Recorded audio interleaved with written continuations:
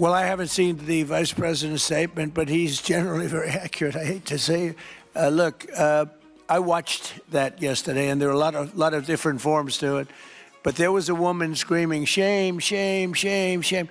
She was a agitator, probably a paid agitator, but in my opinion, she was an agitator, a very high-level agitator, so professional.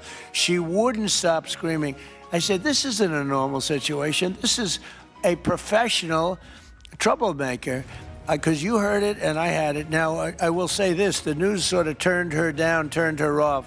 Minneapolis wakes up to sirens and ice jackets. The streets mourn Renee Good. Meanwhile, in D.C., the prize cabinet gets measured for a Nobel that can't be transferred. Comedy, if it weren't real policy. We'll trace the steps. Terror label, evidence blocked from local review, and the sudden worldwide tour. Venezuela here, Greenland there. Look everywhere except the scene of the shooting. By the end, you'll see the through line, the theater, the timing, and the logic so wild it makes Biff Tannen look like a diplomat. Why does a grieving city wake up to more badges instead of answers? Minneapolis opens its eyes to sirens, flashing lights, and fresh ice jackets like it's a new level that nobody asked for. A White House statement drops that sounds less like condolence and more like a challenge screen. No, we're sorry, just we're sending backup. Great, grumpy Trumpy turned the city into a cop convention. The tension spikes fast. The administration starts hinting domestic terrorists, tossing that label toward a dead victim and people holding signs. Meanwhile, local cops get told they can't even look at key evidence. That's like locking the save file and handing out more helmets. Donnie Diapers loves a show of force. Answers, not part of the cutscene. The move plays like bad game design. Instead of fixing the bug, how the hell an ICE shooting happened and why. The feds spawn more NPCs. You press A to talk, they say the same line. The city tries to save progress. DC keeps hard resetting the console. Bodies are tired, streets are tense, and somehow the only tool in the menu is deploy more agents. Here's how this is supposed to work in real life. Federal agencies can coordinate with local partners through joint task forces. They share evidence, set clear lanes, and keep a paper trail so no one gets blindsided. Withholding core evidence breaks that normal practice and wrecks trust. It slows the investigation, it muddies accountability, and it turns a tragic case into a turf war. Then the press conference rolls in, and the podium turns into a leaderboard. More agents announced, more jackets promised, fewer facts. The scoreboard updates, but nobody explains the rules. The domestic terrorism talk isn't just a loud phrase either. That label can trigger tougher surveillance, wider jurisdiction, and bigger budgets. It shifts policy gears from community safety to national security theater. So here's the tease. The same folks who preach states' rights suddenly put the feds in the driver's seat. The irony writes itself, but we'll spell it out next. For now, the mini payoff. The big flex isn't safety, it's showmanship. The city gets theater, not truth, while the orange turd checks the ratings. If this game is about control, let's tally who actually owns the controller next, the state or the feds. When does "let states decide" turn into DC decides everything? The switch flips the second a blue city needs answers. The slogan gets waved like a flag at rallies, then stuffed in a drawer when Minneapolis asked to see the files. States' rights was sold as the cure for federal overreach.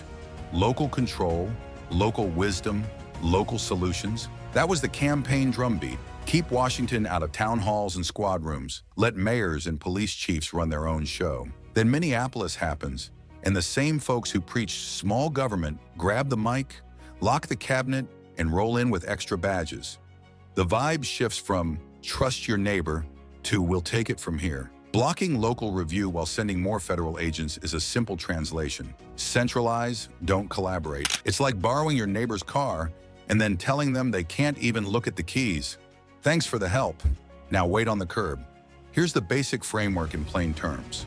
Federal supremacy kicks in when federal law is at stake, but coordination is standard. Joint investigations usually split lanes. Locals handle immediate scene work and community contacts.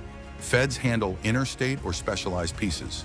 Both sides swap information so timelines stay clean. When the feds wall off core evidence, they don't just set the rules. They erase the scoreboard. That breeds confusion, slows outcomes, and turns a public safety case into a power display.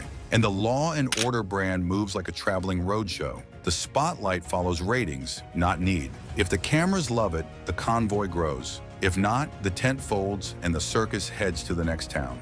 Governors and mayors have pushed back before in similar standoffs, arguing for local authority and cooperation.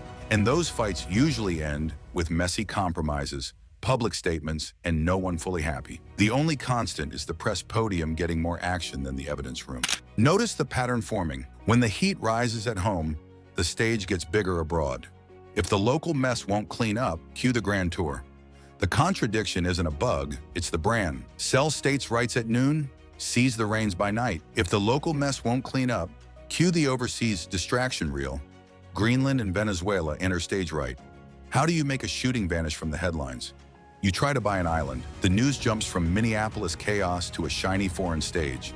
Suddenly it's Greenland talk, Venezuela chest thumping, in a fresh round of, look over there. The move plays loud, and that's the point. Turn the volume up abroad, drown out the questions at home. The White House shifts like a traveling magic act. Now you see the crisis, now you don't. One day the city asks about evidence and process. The next we're asked if America should make a deal for a giant chunk of ice and minerals. The Greenland pitch gets framed as a big, bold move, even hinting it could be done the hard way. Denmark shuts it down fast, saying, Greenland is an integral part of Denmark, and calling the sale idea absurd. Of course it is. Greenland has been under Danish sovereignty since the 1700s, and a poll shows only 8% of Americans support taking it by force. That's not a mandate. That's a tiny Reddit thread. Then comes Venezuela. The bravado sounds tough, but the effect is familiar. Noise travels, scrutiny stalls. Talk up pressure tactics, talk up the opposition, talk up a turning point that keeps not turning. It's the casino floor strategy. Bright lights, clanging sounds, no windows, and Donnie diapers handing out chips like policy. Swagger over substance, a full Biff Tannen routine.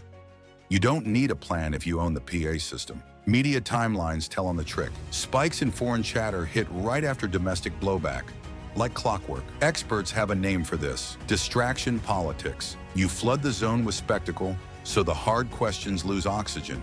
And the press eats it because Greenland is weird, and Venezuela is dramatic, and Minneapolis is complicated. Complicated doesn't rate. Weird and dramatic do. All of this tees up the real trophy hunt. If the show needs stakes, go for the biggest prize on the shelf.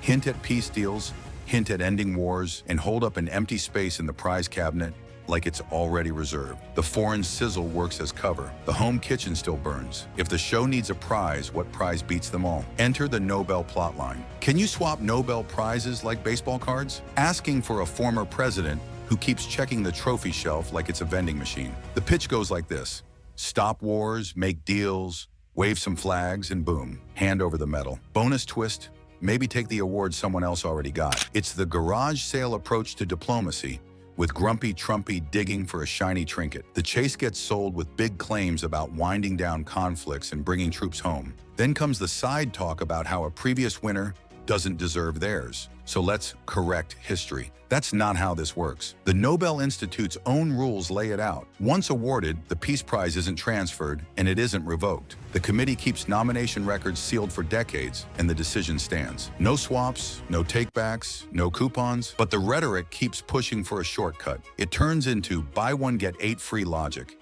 End one fight, then claim credit for every fire extinguisher in the building. A border lull becomes world peace. A handshake becomes historic. It's the participation trophy he wants to repossess from someone else's shelf, as if clout is a receipt. Look at how the committee usually explains itself. They reward concrete outcomes and sustained efforts, verifiable ceasefires, arms control steps, humanitarian corridors that actually stayed open, truth commissions that delivered. They want reduction in violence that can be measured, agreements that hold past the photo op, and institutions that survive the election cycle. That's the bar, not trending segments on cable and a hat with a slogan.